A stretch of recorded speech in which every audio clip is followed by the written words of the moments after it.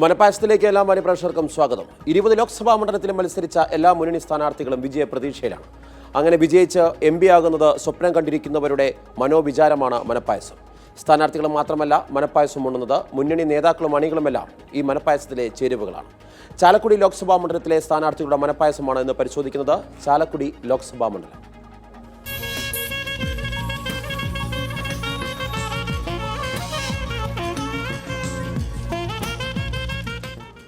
ചാലക്കുടി ലോക്സഭാ മണ്ഡലം ഇത്തവണ താരപരിവേഷത്തിലായിരുന്നു. ചലച്ചിത്ര നടൻ ഇന്നസെന്റ് മത്സരിക്കുന്ന ചാലക്കുടി കഴിഞ്ഞ തവണ UDF-നൊപ്പമായിരുന്നു. അതിനാൽ മണ്ഡലം പിടിക്കാനാണ് LDF സ്വതന്ത്രനായി ഇന്നസെന്റിനെ മത്സരിപ്പിക്കാൻ CPM തീരുമാനിച്ചത്. 2009-ൽ ചാലക്കുടിയിൽ നിന്ന് വിജയിച്ച UDF സ്ഥാനാർത്ഥി KP ധനപാലൻ ഇത്തവണ മണ്ഡലം മാറി മത്സരിക്കുകയാണെങ്കിലും വെല്ലുവിളികളൊന്നുമില്ലെന്ന് കോൺഗ്രസ് നേതൃത്വം പറയുന്നു. അങ്ങനെയെങ്കിൽ 2009-ൽ ചാലക്കുടിയിൽ എന്താണ് സംഭവിച്ചതെന്ന് ആദ്യം പരിശോധിക്കാം. മുകുന്ദപുരം മണ്ഡലം പേരുമാറി ചാലക്കുടിയായതിനു ശേഷമുള്ള കന്നി മത്സരമായിരുന്നു 2009-ലേത്. കോൺഗ്രസിന്റെ KP ധനപാലൻ 3.25 ലക്ഷത്തോളം വോട്ടുകൾക്ക് CPM-ലെ UP ജോസഫിനെ പരാജയപ്പെടുത്തിയപ്പോൾ മണ്ഡലം UDF-ന്റെ ഉറച്ച കോട്ടയാണെന്ന് ഒരിക്കൽ കൂടി തെളിയിക്കുകയായിരുന്നു.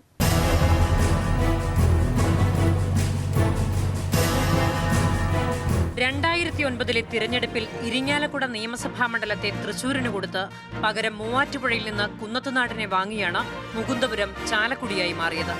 കോൺഗ്രസിലെ KP ധനപാലനും CPM-ലെ UP ജോസഫും തമ്മിലായിരുന്നു പ്രധാന മത്സരം. BJP സ്ഥാനാർത്ഥിയായ അഡ്വക്കേറ്റ് KV സാബു അടക്കം ആകെ ഉണ്ടായിരുന്നത് 11 സ്ഥാനാർത്ഥികൾ.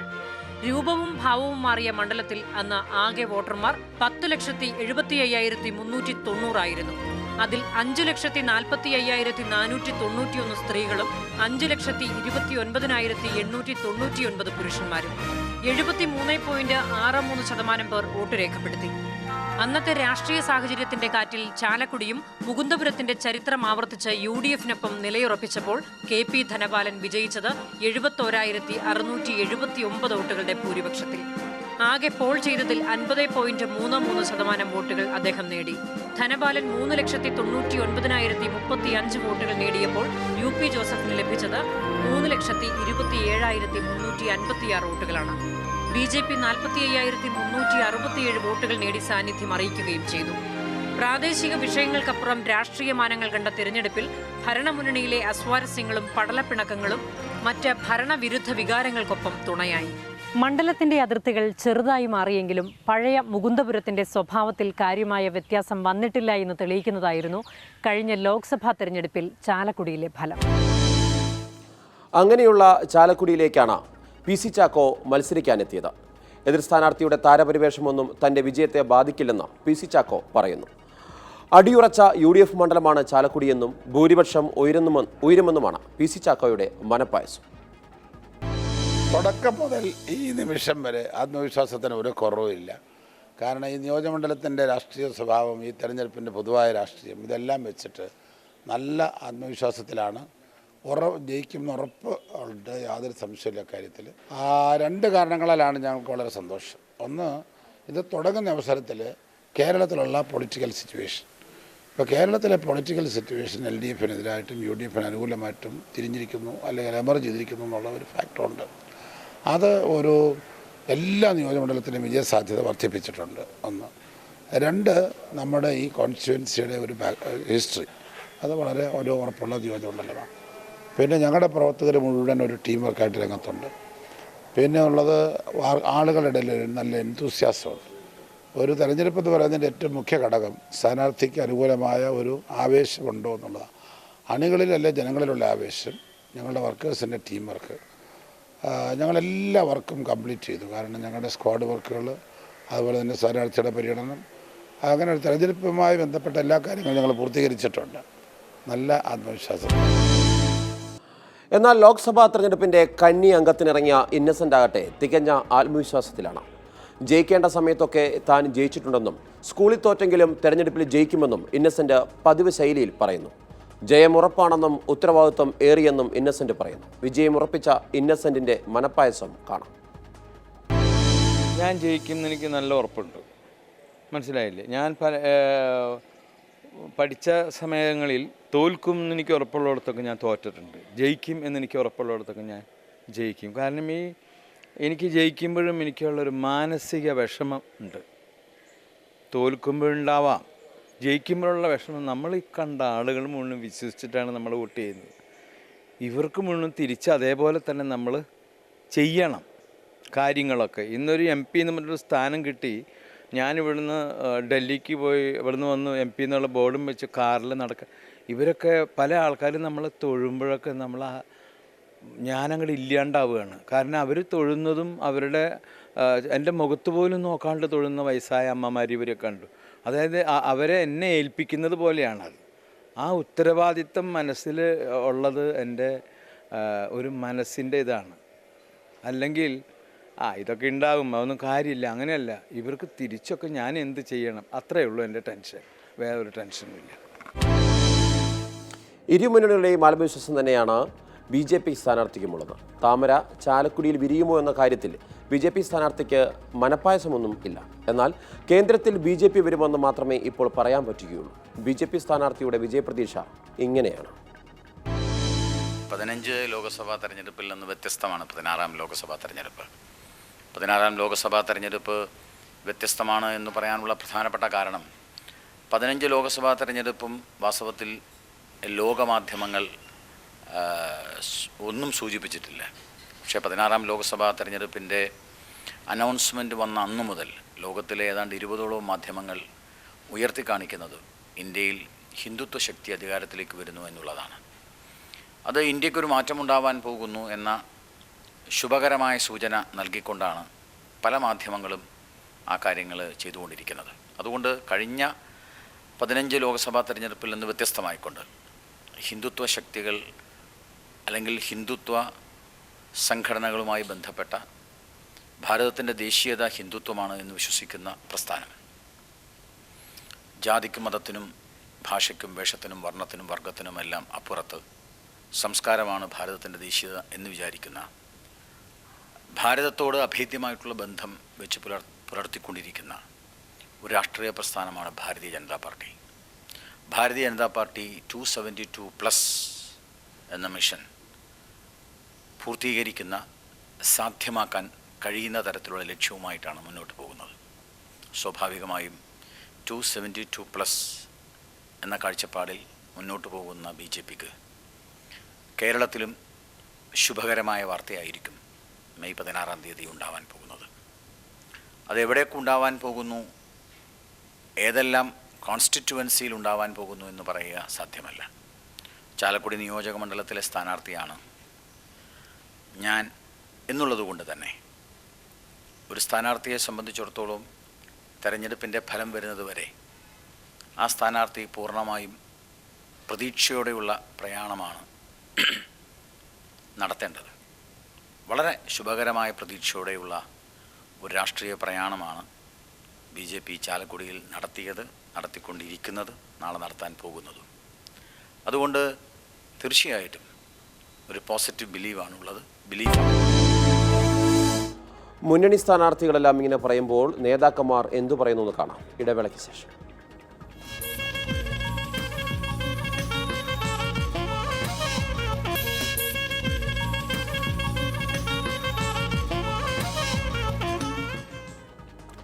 മനപ്പായസം തുടരുന്നു. ചാലക്കുടിയിൽ 20,000-ന് മുകളിൽ ഭൂരിപക്ഷത്തിൽ UDF സ്ഥാനാർത്ഥി ജയിക്കുമെന്നാണ് കൺവീനർ T. രാധാകൃഷ്ണൻ പറയുന്നത്.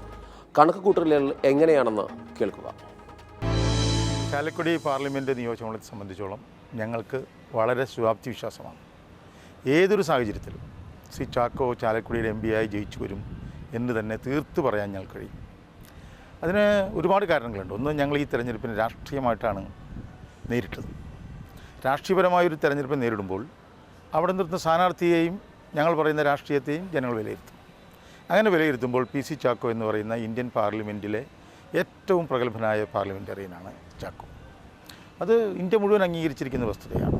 പിന്നെ ഞങ്ങൾ ഉയർത്തുന്ന രാഷ്ട്രീയം, അത് രണ്ടും കൂടി ജനങ്ങളുടെ മനസ്സിൽ ഒരു MP എങ്ങനെയുള്ള ഒരാളായിരിക്കണം, ഏത് തരക്കാരനായിരിക്കണം എന്നൊരു ചർച്ചയും ചിന്തയും ഉണ്ടായിട്ടുണ്ട്. അതിൻ്റെ വെളിച്ചത്തിൽ അവർക്ക് മറ്റൊരു സ്ഥാനാർത്ഥിയെ അവിടെ സെലക്ട് ചെയ്യാനില്ല ചാലക്കുടിയിലെ ജനങ്ങൾക്ക്. അതുകൊണ്ട് PC ചാക്കോ അവിടെ നിന്ന് ഒരു നല്ല ഭൂരിപക്ഷത്തോട് ജയിച്ചു വരുമെന്ന് തന്നെയാണ് ഞങ്ങളുടെ നിഗമനം. പിന്നെ കേരളത്തിൽ ഇന്നിവരും ഒരു സിനിമാക്കാരനെ ജയിപ്പിച്ച ചരിത്രമില്ല. നല്ല കമ്മ്യൂണിസ്റ്റായിരുന്നു മുരളി. നല്ല വളക്കൂറുള്ള കമ്മ്യൂണിസ്റ്റ് മണ്ണാണ് ആലപ്പുഴ. അവിടെ മുരളി സിനിമയുടെ പിൻബലത്തോടുകൂടി മത്സരിച്ചിട്ട് അദ്ദേഹത്തിന് പോലും ജയിക്കാൻ കഴിയാത്ത കേരളത്തിൻ്റെ രാഷ്ട്രീയ മണ്ണിൽ ഒരു സ്ഥാനാർത്ഥി എന്ന നിലയിൽ ശ്രീ ഇന്നസെൻറ്റിന് ഒന്നും ചെയ്യാൻ കഴിയില്ല എന്നാണ് ഞങ്ങളുടെ ഒരു വിലയിരുത്തൽ. ചാലക്കുടിയിലെ 7 അസംബ്ലി സെക്ടർ, അതിൽ 6 അസംബ്ലി സെക്ടറിലും UDFന് വളരെ ശക്തമായ വേരോട്ടമുള്ള മണ്ഡലങ്ങളാണ്. അല്പം മൈനസ് എന്ന് പറയുന്നത് കയ്പമംഗലമാണ്. പക്ഷേ ഈ തെരഞ്ഞെടുപ്പിൽ കയ്പമംഗലവും ഒരു പക്ഷേ കുറച്ചൊക്കെ ഞങ്ങൾക്ക് അനുകൂലമായിട്ട് വരുന്ന ചില രാഷ്ട്രീയ സാഹചര്യങ്ങളോടെ ഉണ്ടായിട്ടുണ്ട്. പെരിഞ്ഞനത്ത് നടന്ന കൊലപാതകം, പിന്നെ മാത്രമല്ല നമ്മുടെ സഖാവ് ചന്ദ്രശേഖരൻ്റെ ഭാര്യ രൂപീകരിച്ച പാർട്ടി, അവർക്ക് കുറച്ച് സ്വാധീനം അവിടെ ഉണ്ടാക്കാൻ കഴിഞ്ഞിട്ടുണ്ട്. അത് നാട്ടിക, തൃപ്പയാർ തുടങ്ങിയ പഴയ മേഖലയിൽ ഉൾപ്പെട്ട കയ്പമംഗലത്ത് അവരുടെ ഒരു സ്വാധീനം കടന്നു വരും.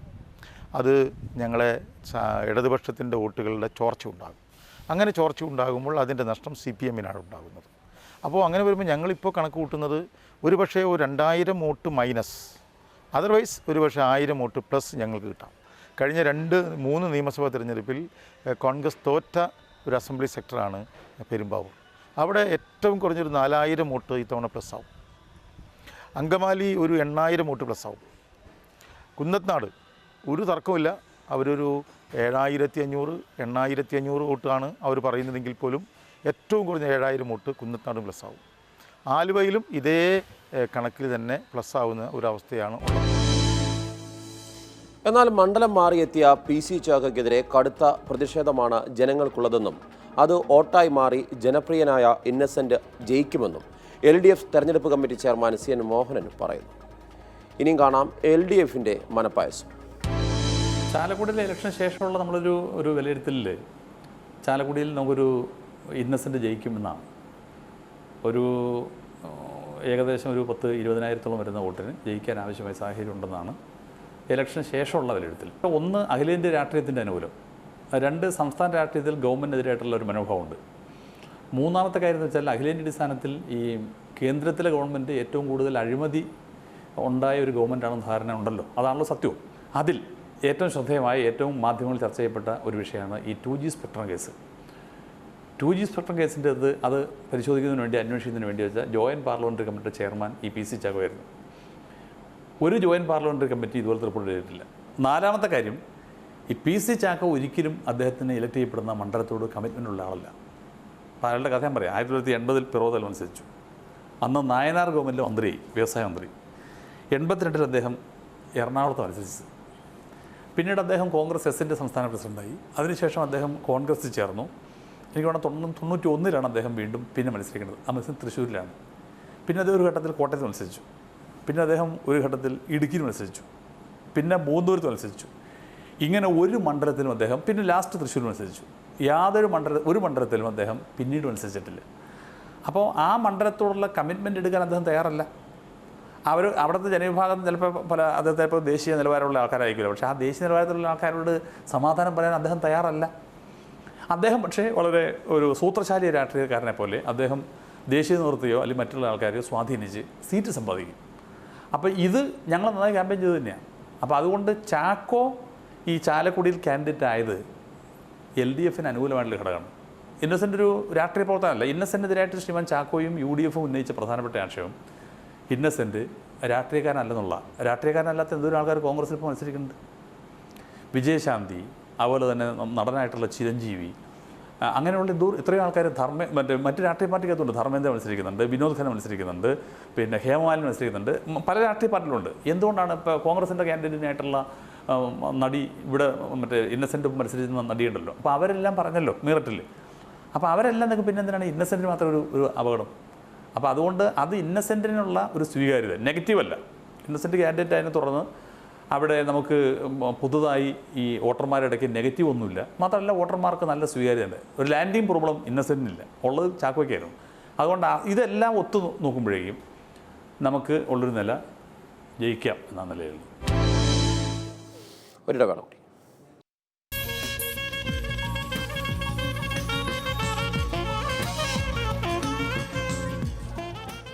മനപ്പായസം തുടരുന്നു. ചാലക്കുടിയിൽ മണ്ഡലം മാറിയെത്തിയ സ്ഥാനാർത്ഥിയാണ് UDF തിരിച്ചടിയെങ്കിൽ ചലച്ചിത്ര താരം ലോക്സഭാ തെരഞ്ഞെടുപ്പിൽ ജയിച്ചിട്ടില്ലെന്നതാണ് LDF തലവേദനയാകുന്നത്. അങ്ങനെയെങ്കിൽ ചാലക്കുടിയിൽ എന്താകും സംഭവിക്കുക? ലബി സജീന്ദ്രൻ നൽകുന്ന റിപ്പോർട്ട്. കോൺഗ്രസിന്റെ ദേശീയ നേതാവ് PC ചാക്കോയും ഇടതുപക്ഷത്തിന്റെ താരസ്ഥാനാർത്ഥി ഇന്നസെന്റും തമ്മിലുള്ള മത്സരത്താൽ ഇത്തവണ ശ്രദ്ധേയമാണ് ചാലക്കുടി മണ്ഡലം. തുടക്കം മുതലുള്ള ആവേശം പ്രചാരണത്തിന്റെ എല്ലാ ഘട്ടത്തിലും സൂക്ഷിക്കാൻ ഇരുമുന്നണികൾക്കുമായി.